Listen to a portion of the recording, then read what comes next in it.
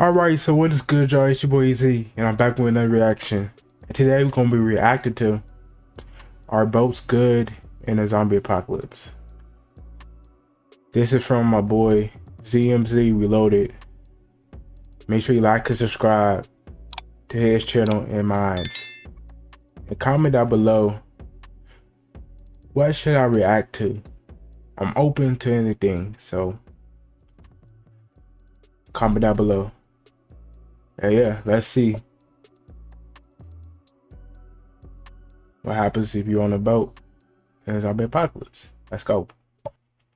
Boats are kind of a big deal. In World War Z, they escaped to an aircraft carrier. In Dawn of the Dead, they use a boat to escape to an island. In Left 4 Dead, they escape Riverside Park by boat. And in Fear the Walking Dead, they escape Los Angeles on Strand's boat. Today, we're going to figure out if boats are a viable option to escape the dangers of a zombie apocalypse, or if it just welcomes some unforeseen problems. This is Zombie Survival Labs. So being on the water is like the best escape route. Surviving on a boat That's what it seems like. Seems like a good idea, even to someone as pessimistic as myself. Uh-huh. Food? Hello, fishing. Water? Enough to fill an ocean. Zombies? Well, they have dumb brain, so they can't swim. If you can't swim or you're scared of water, it's over for you. Isn't there to screw it all up for you. But that's just looking at it at face value. I want to look at the pros of long-term survival, yes, sir, pros, as well as the cons. Let's see what we're working with. Good it is. Because preparing for a zombie apocalypse has the same guidelines as preparing for any realistic apocalypse scenario. Yep. Except when you start basing your list off of how to survive a World War Z kind of zombie apocalypse, then it just changes everything. So for this list, I'm not basing my list off of any special infected like those Donald Trump wall climbing zombies. With this list, yeah, fuck no. Grounded. I mean, everybody dying. Talking about zombies. World War Z zombies, bro. Everybody dying. Or Dawn of the Dead type. I don't care. Zombies. But before we can look at the pros and the cons of surviving on a boat in a zombie apocalypse, we need to figure out what kind of boat we're going to be basing this list off of. Yeah, it can't be a little ass boat, bro. Hell no. I decided to go with a yacht, particularly the Abigail from Fear the Walking Dead. But I'll discuss other boats at the end, so let's get into it. What are the pros to surviving on a boat like a yacht in a zombie apocalypse? Boats have been the saving grace for survivors in zombie movies and games for one single reason. It's basically an invisible barrier that zombies can't cross because zombies can't swim. Can't swim. Zombies, fences and doors will eventually get knocked down, but even with a super horde of walking corpses, you'll be safe about 10 feet off a dock, making a boat essentially zombie-proof. So we can mark safety as a pro to surviving on a boat in a zombie apocalypse. Aside from being zombie-proof, the perk you have to surviving on a boat in a zombie apocalypse is that you basically have an endless amount of food, given that you have a fishing pole. I'm talking flounder, yellowtail, swordfish. You better know how to fish, because you don't know how to fish, you ain't catching nothing. Unfortunately, as it turns out, you can't survive off a fish alone. While it's a good source of protein and omega-3, your body needs other things like vitamin C, for example. But that's trash. You gotta fish every time you want to eat. That's trash. Horrible diet. There is a way around this though, and it's called gonna take forever. Farming. You have as much water as you'll ever need, so if you have the know-hows to making such a farm, your food situation at this point is pretty much covered. Even though surviving on a boat doesn't completely solve your food situation, it still definitely makes it a lot easier, which is why I'm going to leave the food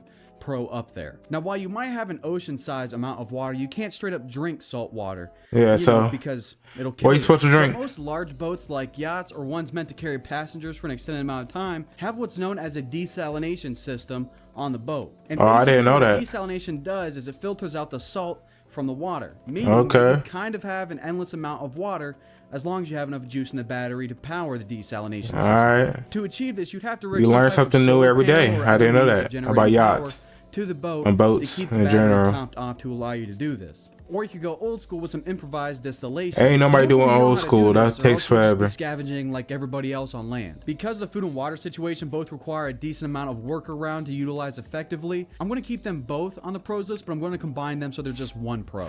Another benefit is shelter. A yacht is kind of like a house, except that it's on water and it's mobile. It has bedrooms, bathrooms, kitchens, I'm talking about, and more. It keeps you dry when it rains. The shelter would be the best, honestly. Well, for the most part. Unless a tsunami come, it's over. But it protects you from all the other things, so I'm still going to include it in the pros list. You also have plenty of storage space. More if you have less people and less if you have more people. But storage Nonetheless, because you're going to be getting a large amount of food from fishing, you don't really need that much storage space for your food. The same goes for water too. Because your source of water is literally right off the side of the boat, you can distill and store your water as an as-need basis, allowing you to have a lot of storage space for other things. Security is a major concern in the zombie apocalypse outside of zombies, and something that a yacht or a boat can offer is a great vantage point. With the shore on one side and the open waters on the other, it allows you to see oncoming threats a lot more easily. If there's people on the shore, you'll be easily able to spot them. And the same goes for if there's a boat on the water, it'll be incredibly easy to spot them. So being on a boat gives you the benefit of having no surprises coming your way. So obviously by looking at the let's say I have a boat. What are some cons to surviving on a boat? Firstly, maintenance is a huge issue. Talk to anyone that owns a boat and they'll tell you that maintaining it is an aneurysm just waiting to happen. In fact, it's a big reason that people end up selling their boat after they've only had it for a couple of years. It's just too much of a headache for them. The larger a boat becomes, the more maintenance is required to not only keep it operational, but also afloat. Oddly enough, who gonna be doing the maintenance, bro? Eventually, you're going to need to dry dock your boat so that way you can get the barnacles and algae and other things that damage your boat off. Because leaving your boat sit there will cause it to blister, rust, and deteriorate over time, and is all around going to need constant care. With nothing but time on your hands and the knowledge on how to do these things, it's doable. But after a couple of decades, you might need to find yourself a new boat. Because after about 20 years or so, the amount of effort and work you'll be putting into this boat just to keep it afloat is almost counterintuitive. Yeah, it's over. Years is a long time to survive. It's gonna sink. Anything, so I'm not going to completely rule it out. But maintenance is a massive con and shouldn't be taken lightly. Another issue that you're going to run into is you're basically a giant beacon for other survivors that might not have good intentions. You're a sitting duck when out on the open waters. When you have solar panels and hydroponic farms, it's pretty hard to be discreet about it. Some people would suggest that moving your boat far enough out into the ocean or far away from the coast that no one can see you will solve this problem. While that is correct, you also just made scavenging a much more difficult task. Scavenging is something that's never going to end regardless of where you are in an apocalyptic situation. By putting yourself far out from land, you put more work into getting to land to be able to scavenge. Plus, each time you make a trip to land and make a trip back to your boat, you're basically telling other survivors where you are. That's the thing, you still gotta get stuff from the land. From land, bruh. That's all it takes is your ship getting riddled with bullets to end up losing your home. So what's the point of getting a boat? You might as well just stay on land. This con that we kind of lightly went into is land has everything. If you're not planning on traveling a lot and planning on just staying in one spot, this con isn't really that big of an issue. But if that's your method of getting back to land or changing locations, then it becomes an obvious issue. Going back and forth. Another issue you're going to run into is operations. Once you start getting into larger sized boats like super yachts or aircraft carriers, operating the boat becomes a lot more difficult. Like, look at all of these buttons. Oh, hell no, bruh. Can you tell me that nigga, if I go on a big ass boat, we didn't have like a person that know how to work it, bruh, we all dead, bruh. Look how many buttons, bruh. Hey, comment down below if y'all wanna know what to do. Cause I'll be like, hell no, I'm staying on land. Fuck that. And you push the roll button, bruh, you could crash into something and then the whole thing going down. Fuck no. Like the fucking Titanic, bruh. You know how to operate this? If you do, this isn't a con for you. But if you don't, this is a huge one. Yeah, I don't talk about. Like cruise ships, super yachts, and aircraft carriers aren't like cars. You can't just turn a key, press on the pedal, and just start steering. You need a crew to run a ship that's that large. So unless you know what they're doing too, group, it's not happening. So with this list that we have here, I believe I have enough information to say whether or not a boat is good or not for surviving a zombie apocalypse. I mean, on smaller boats, yeah, it's not that difficult. Wait, hold on. Large boats, you need a crew to run a ship that's that happening. So with this list that we have here, it got more pros and cons. That makes that a W. So you can't survive on a boat. But you just gotta know how to do all this stuff too on the con side. Like maintenance. Sit a duck. Yeah. Fuel. If you run out of fuel, you fucked. Operation. Know how to work it, bruh. You don't know how to work it? No point.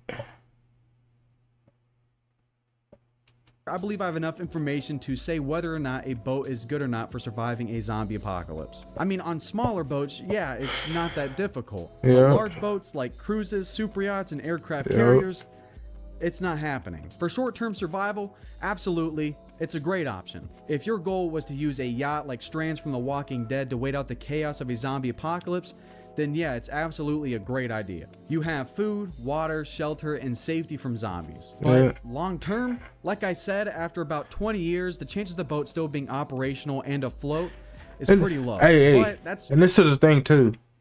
If you sailing all the way like the middle of the ocean, not nowhere land, when that shit sinks, what you gonna do? You'll be in the middle of the ocean. Hey, guess what? Nobody's gonna help you. And you're dying. Sorry. You gotta think about that. Cause that boat cannot survive forever, bro. 20 years, so I'll give it respect for that. So would I call that long-term survival? Yeah, but I wouldn't call that indefinite long-term survival. Yep. With boat survival, there's not much growth that can be done. You can't really grow your community, expand, or raise future that's the thing. generations here. If I could rate it on a scale of 1 to 10, 1 being horrible, You have no community. You have to deal with the same people over. And 10 being indefinite, I'd probably give it a solid 7, maybe an 8. But that's only if you or the people you're with have the skills necessary to make it work. Yeah, that's what I'm talking about. You gotta have the skills. Bring it all the way down to a 3 or 5. If you and the people you're with don't know how to operate or maintain a boat, then you should probably just ignore it. What do you guys think, though? Did I miss any pros or cons? Let me know in the comment section down Yes, sir. below. You got everything down, bro. And you are now one step closer to surviving the zombie apocalypse. See you later. Honestly, what y'all think down below? Comment down below. Is it a good idea or a bad idea to use a boat to survive the zombie apocalypse? What would you do? Leave in the comments below. Honestly, I stay my ass on the land, bruh. I don't know what I'm gonna do from there, but I'm staying on land.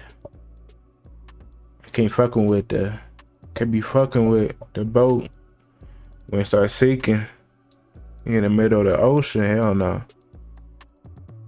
So I'm good off that. Y'all could go on the boats and shit. You might die sooner than the people that's on land. Shoot.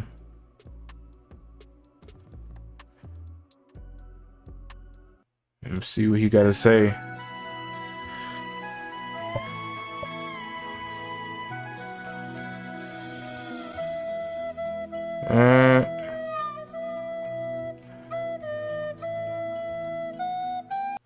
And none of y'all know how to swim. I mean, know how to swim or know how to fish. It's over. Simple. Alright, y'all, that'll be it. Let me know in the comments down below, what would y'all do? And what do y'all think is the best spot to be at to survive? Best place? Comment down below. Alright then. Easy out. Peace.